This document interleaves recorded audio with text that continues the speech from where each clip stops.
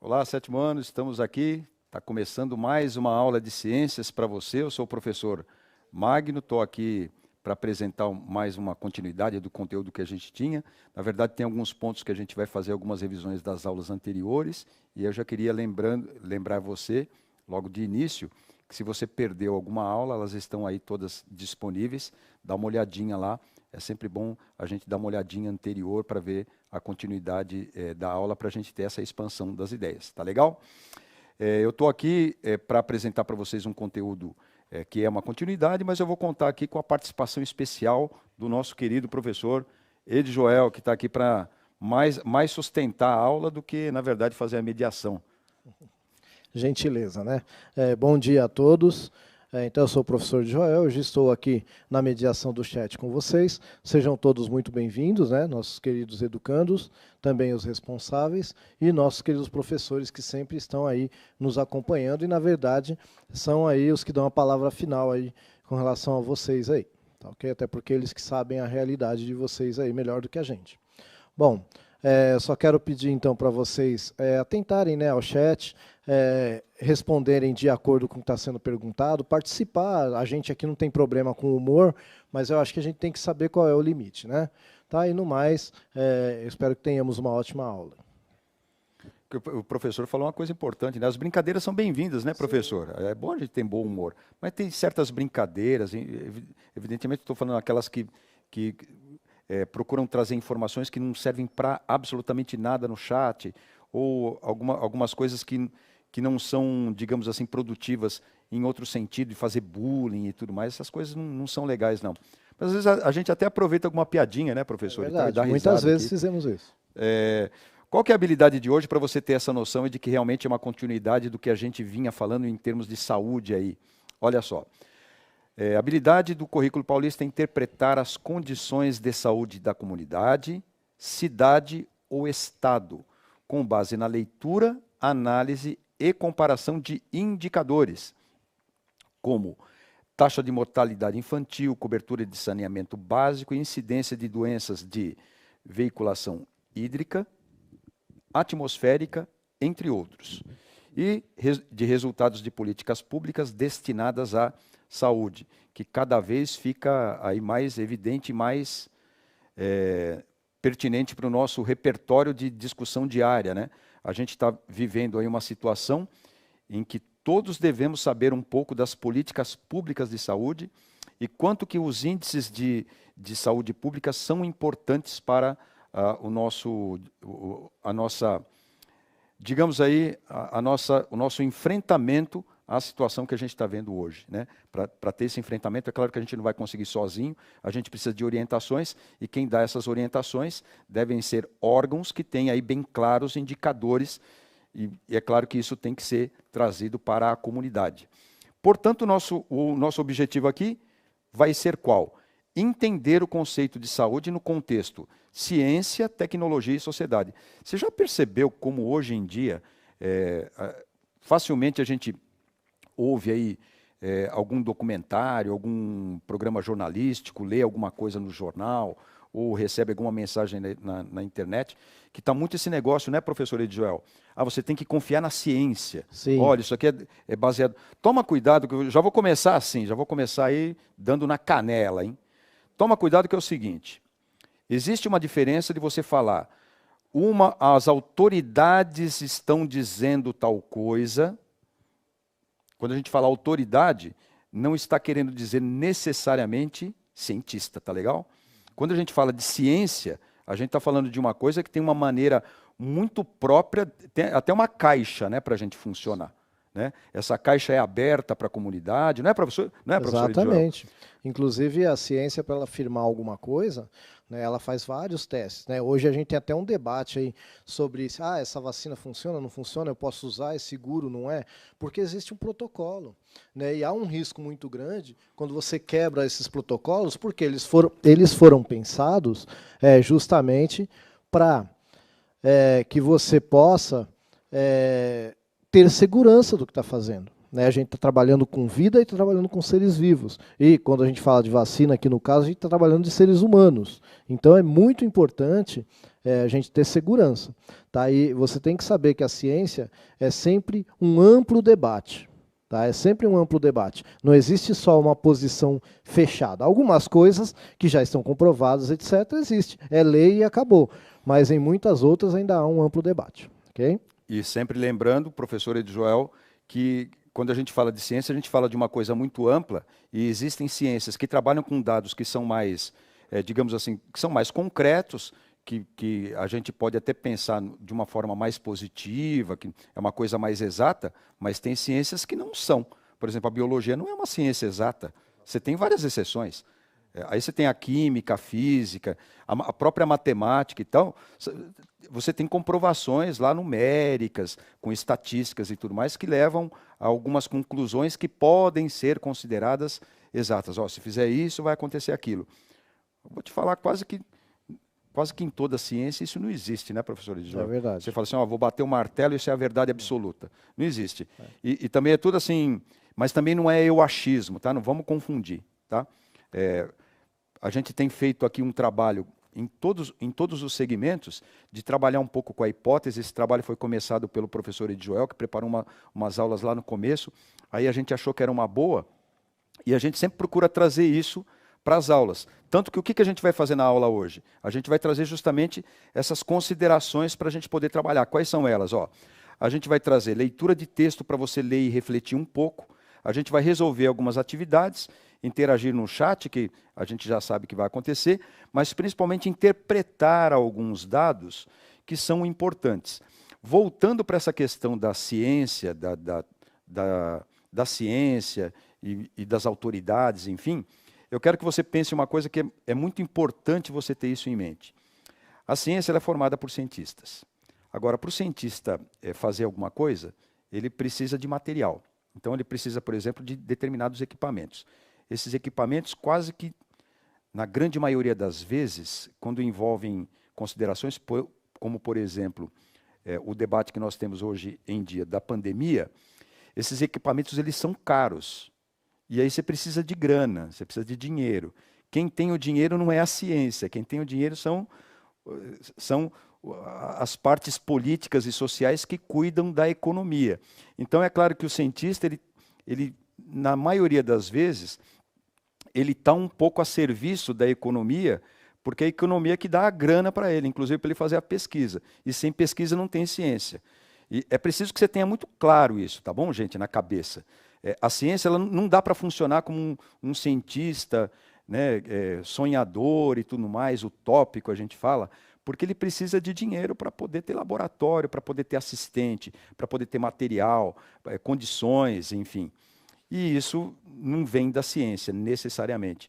Então, a gente assiste hoje uma situação muito fechada que une três grandes eixos aí, para a discussão aberta, que é a ciência, que desenvolve a tecnologia já é uma coisa da ciência, mais a serviço desse poder econômico que precisa ter.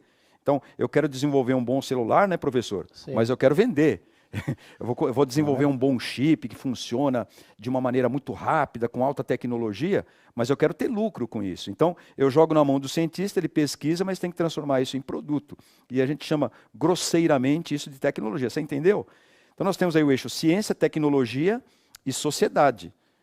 Tanto a ciência quanto a tecnologia e as ciências sociais, econômicas e tudo mais, elas devem estar a serviço da sociedade. Inclusive, né, professor, se a gente pensar nos governantes também. Por quê? O governante está lá, nós vivemos num país democrático. Então, o governante que está lá hoje, ele foi colocado lá por vontade do povo. Logo, ele vai fazer aquilo, as pessoas que colocaram ele lá, acreditam que ele vai fazer aquilo que o povo quer que ele faça. Então, ele vai decidir que investimento vai fazer na ciência, em qual campo da ciência ele vai fazer. Mas quem que deu esse aval para ele? Foi o voto de quem votou. Tá? Então, aí a gente volta ao eixo aí, sociedade, o eixo tecnologia, o eixo saúde, né? Mas quando a gente depende de grana pública, que o dinheiro é de todo o povo, mas quem vai dizer como gastar é quem você colocou lá em cima. Ok? E quais são os parâmetros, né, professor, para eu gastar essa grana aí? Não adianta eu pegar um monte de grana e investir num determinado município sem critério nenhum. Eu preciso de um critério. sei lá, vamos pegar um exemplo bem simples, olha só. Dependendo do número de casos que acabam acontecendo em uma determinada doença, o médico, você já deve ter ido lá, ele pergunta coisas para você. O que você sentiu? Tal coisa, tal coisa. Aí vamos supor que um médico, e depois ele responde isso a um conselho. Então, vamos imaginar que uma determinada região do mundo, que eu não vou falar qual é, não vou dar spoiler, registrou-se um caso, caramba, o cara está com um problema aqui respiratório grave, cara, tá mal e tal. Ixi, morreu o cara, vou registrar e tal. Aí acontece mais 1, 2, 3, 4 casos. Caramba, mas teve um caso aqui que aconteceu isso. Será que é o mesmo problema? Vamos fazer um exame mais minucioso para ver o que está acontecendo. Não, eu acho que é pneumonia. Aí senta-se lá numa mesa, lá está eu lá, o professor Edjoel, um monte de médico lá, estamos discutindo. O que você acha que é?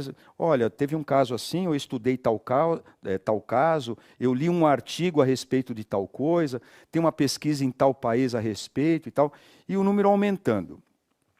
De repente, esse número chega a um certo fator que é preciso, é claro que tem um número certo, esse número é preciso ser enviado para órgãos internacionais. Para que fazer isso? Porque o mundo todo tem que saber que tem alguma coisa grave acontecendo em determinada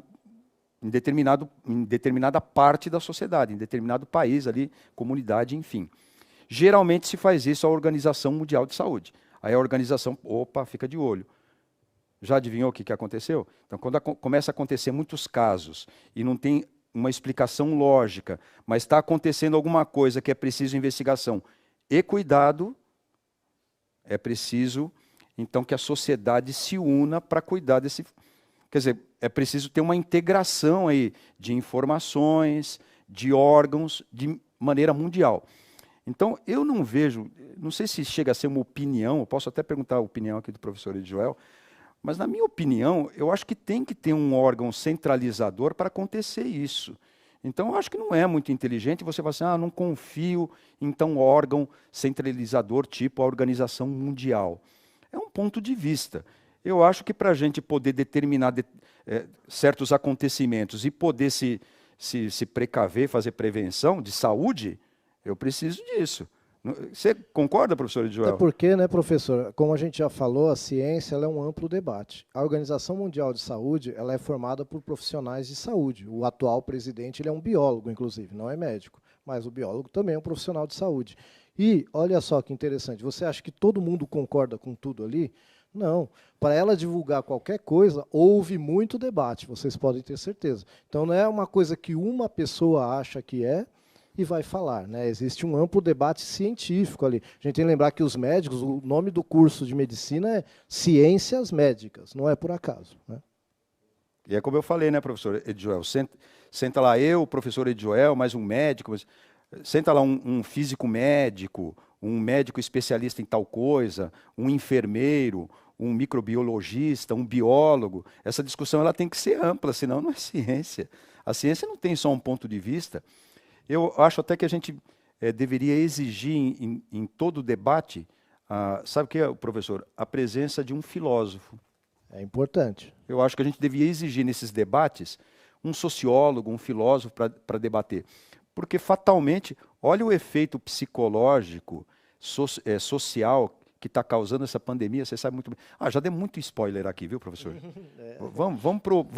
Vamos pro debate aberto, vamos lá. Escreva aí no chat para a gente quais são os indicadores que você considera importantes para a saúde pública. Eu vou te dar 2 minutos para responder isso e interagir aí com a gente, beleza?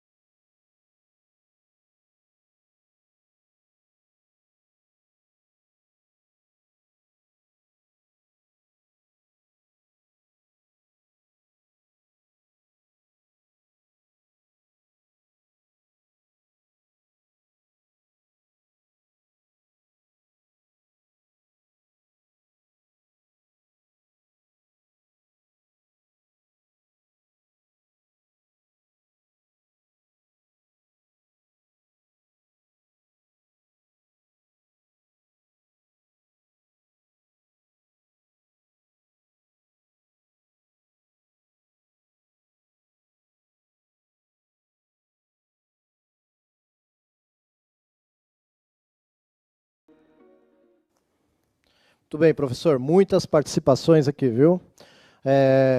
O Alisson falou médicos, remédio, higiene. O João foi na mesma linha, o João Gabriel. Higiene, vou até escrever Isso. aqui higiene. Peraí, deixa eu marcar aqui. Isso, tem outro Gabriel também, higiene. O Tiago falou água, etc. Vitória, médicos. A professora Marilene, equipamentos para desenvolvimento de pesquisa, saneamento básico. A Giovana, médico. A Stephanie, médicos. Muitos falaram médicos e hospitais. Alguns falaram em saneamento básico. Faz sentido, né? Sim. Médicos, higiene, enfermeiras, enfermeiros, biólogos. Deixa eu voltar aqui, né, o chat, porque senão só vou falar dos últimos que falaram. Médicos, higiene, quem foi aqui? Ariane. Médicos, higiene, um centro especializado sobre o assunto, uma colaboração. Colaboração, legal. Médicos, os médicos e cuidados básicos que nos oferecem. A Emily. Saneamento básico, higiene, médico. Tereza. O pessoal foi muito nessa linha do médico, alguns falaram de saneamento básico. Legal. A Giovana aqui, ó, da Padre Anchieta, falou higiene e médicos. Tá certo, olha aí. Nós conseguimos aí alguns, né? Sim. Realmente, ó, a higiene é importante, né?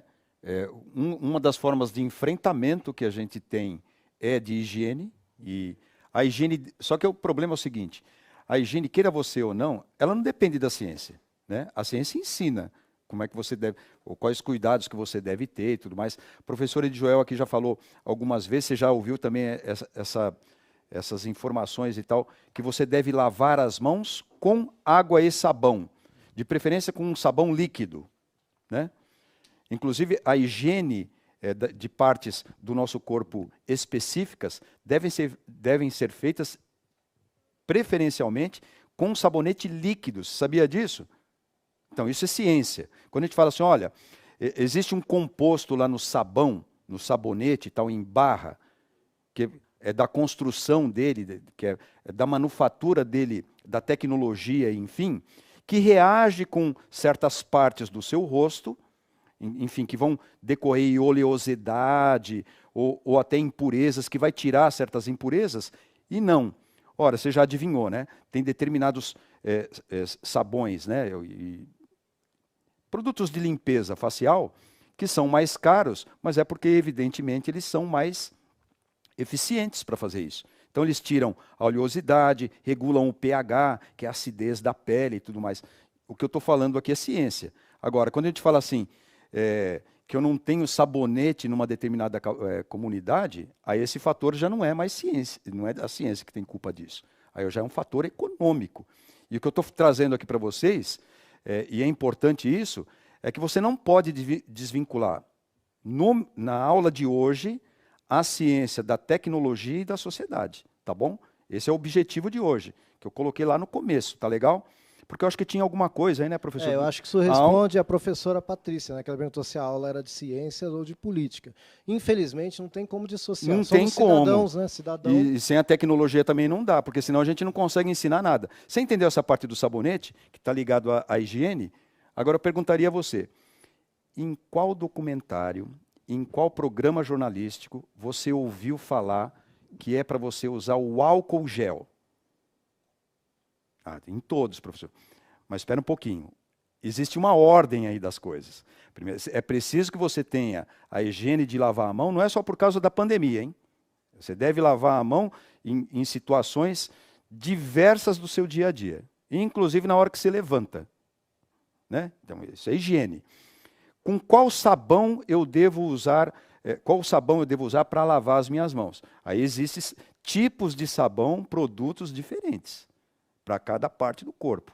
E as mulheres devem tomar mais cuidado ainda, porque se não tiver um cuidado do tipo de sabão que vai usar, pode criar determinados fungos que para o homem não afeta, porque o homem tem órgãos que são mais externos e tudo mais, não tem esse problema, mas a mulher tem. E aí ela acaba desenvolvendo uma doença causada pelo problema de higiene, que é do sabão. Agora, outra questão é como é que eu vou comprar esse sabão, porque é caro, né, professor? Então, mas aí a gente tem que entrar um pouco na tecnologia, quer dizer, para que serve um sabonete em barra? Será que ele é tão eficiente? Olha, se ele está eficiente, vamos vender e tal. Para que serve o sabão líquido? Será que não é mais vantagem eu ter o sabão líquido e tirar um pouco do mercado esse sabão em barra? Não sei, tem que ser uma discussão aberta, tem que ser uma discussão ampla, e aí você já vai entender. Você acha que uma empresa que faz o sabão vai concordar em discutir isso? Ah, não vai, né? Difícil. Agora, essa discussão já aconteceu, tá bom? Antigamente a gente usava, no tempo que eu era criança, eu já sou meio velhinho, no tempo que eu era criança, a minha mãe e eu próprio lavei muita roupa com sabão em pedra. Hoje é difícil você usar, é muito difícil. Tem países que não usam, não existe. Não existe sabão em pedra. Foi tudo substituído por outros tipos de sabão. E depois, na minha adolescência, então, eu usei muito sabão em pó. Ah, professor, mas eu ainda uso. Mas hoje o que a gente tem de sabão líquido, né? Porque são outros tipos de tecnologia. A higiene aqui, roupa limpa, a gente sempre limpo, lavado e tudo mais. É um indicador de saúde, sim. Quer dizer, se a gente tem uma região lá que tem condições de comprar sabão, o sabão que usa é adequado. Adivinha, estou lá numa região, aí as meninas lá, numa determinada idade, começaram a apresentar muito problema causado por um tipo específico de fungo. Ora, como é que eu posso resolver isso? Só dar um sabão líquido para ela se limpar, que todo mundo deveria ter, inclusive a informação. A informação no dia de hoje é ouro. Não é, professor Joel? Sim. Informação no dia de hoje é Informação ouro. é poder, né? É poder. Ó, já entendeu um pouquinho da higiene? A gente não tinha falado tanto da higiene, por isso que eu estiquei um pouquinho mais. O professor Joel falou muito sobre água, procura aí que você vai encontrar. E falou muito também sobre saneamento. O que você tem de doença causada pela água? Olha, água, olha, dá umas 4 aulas aqui de 40 verdade. minutos, tranquilamente. Saneamento, então, da Nossa Senhora, muita coisa. É muita coisa para a gente discutir. A gente não vai dar tanta ênfase para isso daqui hoje, quer dizer, tanta ênfase, mas vai dar porque a gente vai fazer uma recapitulação de algumas coisas que são importantes a gente falar. Quem falou médico e hospitais acertou. Como é que pode, e veja aí, se você mesmo pode tirar essa conclusão, ciência, tecnologia, sociedade, política, meio ambiente. Vamos lá. Você acha que construir hospital resolve o problema de saúde? Não precisa do médico lá? Onde você vai construir o hospital? É importante isso? É lógico que é, né? Então, como é que você sabe onde é que tem que... Você, de repente, vota em alguém, você escolhe alguém, ou você elege, enfim, alguém para determinar o âmbito aí da saúde pública. Ele fala assim, eu vou construir um hospital aqui. Nossa, que bom, é bacana. Tá, mas com qual critério? Os critérios têm que ser esse. Você tem que ter um critério. Você tem que ter uma informação e pegar essa informação e procurar colocar, a gente chama de logística, para atender uma determinada região e tudo mais. Quer dizer, se tem uma região que não tem determinadas doenças, você não precisa comprar o remédio, você precisa ter o estoque para aquela... Sim. Agora, porque senão você deixa uma outra que tem o problema desguarnecida. Então não adianta você comprar não sei quantos equipamentos num lugar onde a população é basicamente jovem, sendo que esse tipo de equipamento é quem é mais velho que usa. Então como é que você vai equipar o hospital? Você precisa de indicador de saúde, né? E isso só é feito com aquele primeiro exemplo que eu te dei lá. É preciso que tenha uma comunicação. Tá legal? E, ao longo de toda a aula, acho que a gente vai bater nessa tecla, né, professor? Sem essa integração não vai. Vamos aos indicadores de saúde que já foram apontados aqui para você em termos de coleta de esgoto. Você lembra disso? O professor Edjoel mostrou para você numa aula, acho que há umas 2 aulas atrás, está vendo? Ó. O mapa está mais bonito agora. Teve uma reclamação, né, professor? Aí a gente já deu uma consertada. Agora está bonitinho? Ó, 20% dos domicílios que são atendidos por coleta, não é tratamento não, tá? É coleta de esgoto. Ó, Rondônia, Amapá, Pará, Maranhão e Piauí. Agora, 20%. Agora, próximo slide, por favor. Olha aí um indicador de saúde que dá para você fazer uma comparação com o que eu acabei de falar para você de determinados tipos de hospital, atendimento, medicamento, equipamento, enfim. Olha onde a gente tem mais de 80% dos domicílios atendidos por coleta de esgoto. Ó, 80%. Rio de Janeiro e São Paulo. E só. Comparou o negócio? Volta para mim um minutinho. Você está entendendo essa questão de... Aí o pessoal fala assim, mas aí, sabe o que acontece? No Piauí tem menos pessoas do que... Então falta aqui para esse indicador aqui, falta um outro fator, que é o fator demográfico.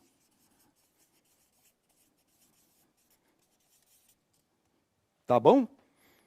Depende de quantas pessoas, né? Você fala assim, olha, é o seguinte, o índice de pessoas que não têm assistência médica numa determinada região aqui desse país é de 300 pessoas só. Nossa, caramba, só 300 pessoas? E quantos habitantes tem lá? Tem 350. Poxa, então não adianta nada você ter esse índice, né? Você tem que levar em consideração, é claro, um plano demográfico, quantas pessoas vivem naquela determinada região. Até porque esse fator é que vai determinar vários outros fatores socioeconômicos de distribuição do quê? Do saneamento, do médico e de hospitais. Estou te dizendo assim que tem estado do Brasil que vai precisar de mais de 20 hospitais, tá bom, gente? Né? Porque senão não vai atender a população. Esse fator aqui é importante, ó. Né? Quais são outros fatores? Acho que está no próximo slide. Não, no outro slide tem um outro fator que a gente deve considerar de indicador de saúde, que é a taxa de mortalidade infantil. Se tem muita criança morrendo, tem algum problema específico em tratamento de criança. Aí eu preciso ver se lá tem atendimento de pediatra, de hospital, das doenças infantis, que tipo de doença é essa? Às vezes é só uma vacinação, aliás, tem vacinações que são específicas da criança, que é atendido ali de 0 a 5 anos, depois de 5 a 12 e tal, que tem que ser investigado pelos órgãos de saúde. Então, a gente volta para a tela, por favor. Ó. Atendimento não, taxa de mortalidade de 20 a 23,5 por mil. Olha lá, tem até algumas regiões aí que acabam batendo também com o saneamento, né? Com a coleta lá de esgoto. Ó. Amapá, Rondônia, Maranhão e Alagoas. Agora vamos ver um pouco melhor que isso. Vamos para o próximo slide, perdão. Ó, taxa de mortalidade infantil por mil de 10 a 15. Mato Grosso do Sul, Minas Gerais, Rio de Janeiro, São Paulo e Pernambuco. O que isso indica? Ora, as políticas públicas é que vão determinar isso daí. Vamos para o próximo slide, por favor. Eu acho que é o resumo dos indicadores relacionados à saúde coletiva que a gente determinou para você. Ó. São os demográficos, os socioeconômicos, tá bom? Lembra lá do que eu te falei, que não é para a gente dissociar hoje a aula de ciências a outros fatores, tá bom? Ó. Fator de risco e morbidade, recursos materiais e humanos, que eu falei para você, e eu incluiria aí nos recursos materiais o próprio saneamento. Cobertura e assistência, que está indicado também pelos que responderam médicos e hospitais, e de certa forma também o saneamento e também a higiene. Tá bom? Que tipos de indicadores a gente pode ter para chegar até um extremo desse que infelizmente nós estamos vivendo, que é a pandemia? Você sabe que tem uma evolução? Mostra aí na tela, por favor. Ó. O tipo de doenças, as infecções que são causadas, elas são classificadas em termos de região, né, professor Edjoel? Sim. Entre surto, quer dizer, surto abrange uma determinada região e um certo controle, né? Então, quando tem um surto, é mais fácil de você tomar as atitudes de políticas públicas e atender aquela região. Já na endemia, é um pouco mais complicado. Às vezes a gente tem até que determinar certos limites para que aquela endemia não atravesse determinadas regiões e se torne uma epidemia. Quer dizer, se você deixar o surto fora do controle, né, professor Edjoel, vai dar endemia. Se você não cuidar da endemia e demarcar determinadas regiões, internar as pessoas, dar o cuidado especial, isso evolui para epidemia. Se você não cuida da epidemia, se você não tem controle, quem vai controlar? A ciência? Claro que não, né? Se você não controla a epidemia, adivinha o que acontece? Pandemia. Eu acho que a gente separou mais uma coisinha aqui também, né, professor Edjoel? Olha só. É uma interaçãozinha pelo chat. Eu quero que você... Volta para mim o slide, por favor. Ó, eu vou mostrar aí na tela para você uma misteriosa doença contagiosa causada por vírus, tá bom, gente? Que deu? Eu atendi lá uma determinada região, estava em surto, aí estava com febre alta, algumas pessoas apresentaram até superior a 40 graus, tosse e corrimento nasal. O contágio eu já percebi que é por via aérea, né, atmosférica, mas também pode ser transmitido através do contato com a saliva e secreções nasais, e forma no interior da boca uns pequenos pontos brancos. Responda aí para mim em 1 minuto, pode colocar o chat, por favor. Em 1 minuto, o próximo. Qual doença você acha que é e qual a medida preventiva de contágio você recomendaria? Tá bom?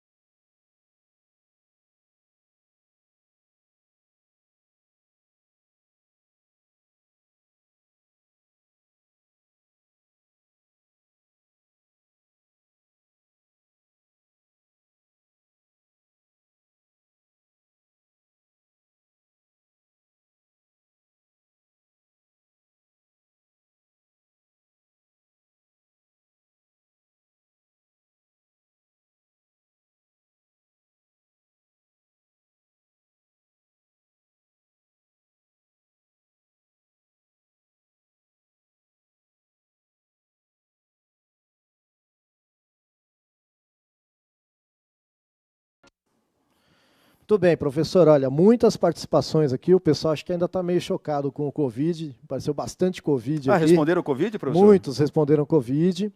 Aí tem um pessoal aqui que se ligou no sarampo. Falou que era sarampo, um monte de gente aqui. Ó. Tem o Alexandre. Deixa eu achar mais sarampo aqui. Falaram sarna. Sarna? Sarna. Pô, se fosse cólera, raiva... Ainda ó, a Júlia falou sarampo. A Giovana falou sarampo, a Maria Paula falou sarampo, deixa eu ver quem mais aqui. Mas muita gente Covid. Ó, acho que é Kaina, sarampo, e também o Samuel, sarampo. Nossa, peste negra. Peste negra? Tá muito na moda isso daí, né? Luana. Algum youtuber acabou falando esse negócio de peste negra e acabou também virando uma peste. Esses caras são uma peste mesmo. Então, muito Covid e alguns sarampos. Tem muita gente com Covid? Muita gente. Que foi na pergunta, na resposta, tá bom. Ó, olha só, é o sarampo, parabéns aí às participações, não é só quem acertou, é a participação que vale a pena, porque quando você testa algumas hipóteses, eu pensei que não tem nada de errado, tá excelente, é isso aí que você tem que fazer.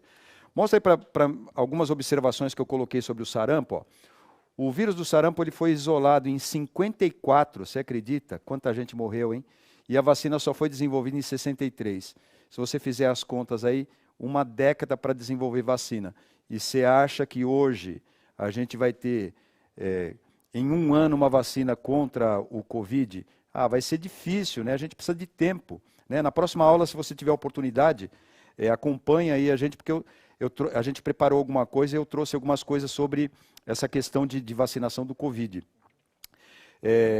Mostra de novo... Eu queria só fazer um comentário, assim, a gente sempre tem que lembrar 2 coisas, né? O professor falou, importante, o tempo que demora uma vacina a ser produzida. Mas também a gente tem que lembrar, como a aula hoje é ciência e tecnologia, que a tecnologia também evoluiu. Né? Então, a gente tem que fazer esse balanço entre o tempo que as vacinas demoraram, né? Porque uma vez eu lembro que eu vi um debate que o cara falou assim, mas teve a vacina que demorou 100 e tantos anos. É verdade. Mas era outra tecnologia, né, professor Joel? Então, a gente tem que achar aí o meio termo. Né? Será que tem alguma coisa a ver, ciência, tecnologia e sociedade, tudo a ver, professor? Tudo a ver. Eu acho que tem tudo a ver, né? Então vamos lá. Ó, outra coisa também, a gente, graças a Deus, conta aí com a questão de, recentemente, em 2007 a 2011, ocorreram aí surtos em vários países da Europa, Israel e Canadá, e graças a Deus a gente tem uma vacina que dá para você se prevenir contra o sarampo.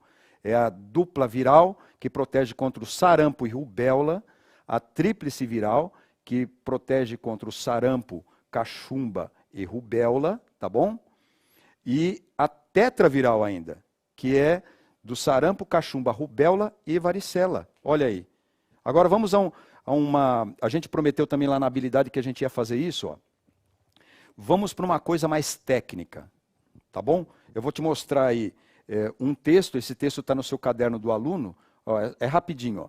Segundo a Organização Mundial de Saúde e tudo mais, a gente está chamando a atenção aí que isso está no caderno, ele está adaptado para o caderno do aluno, está lá na página 2, perdão, na página 10 do seu caderno de ciências, e está falando aí de alguns casos registrados de sarampo, de incidência, por enquanto é surto, tá bom? Pode ir para o próximo, que é a continuação do texto.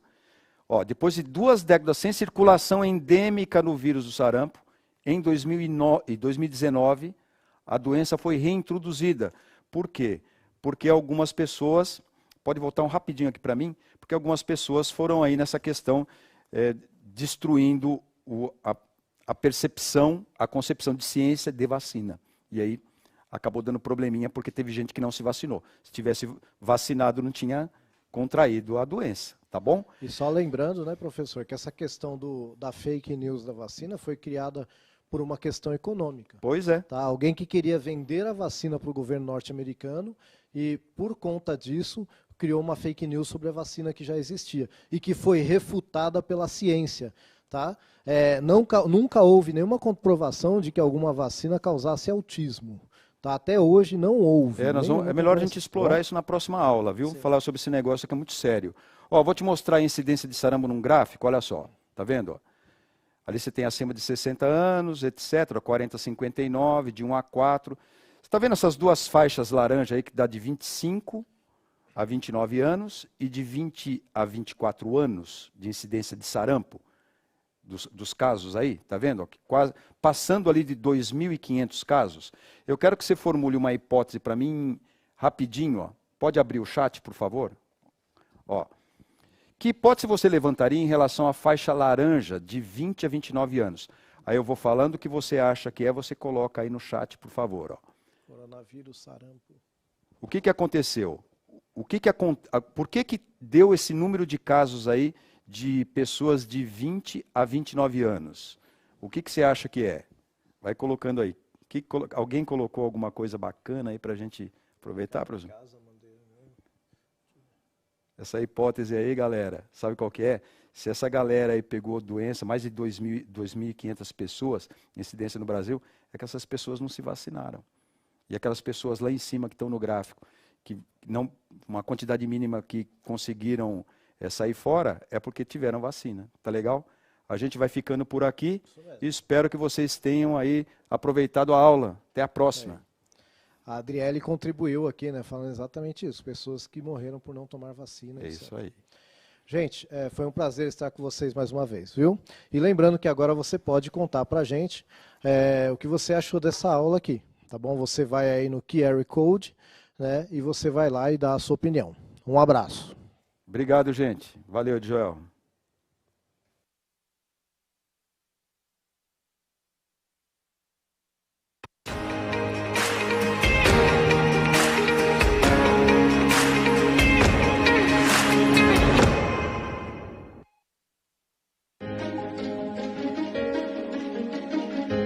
A escola pode estar distante, mas as aulas não.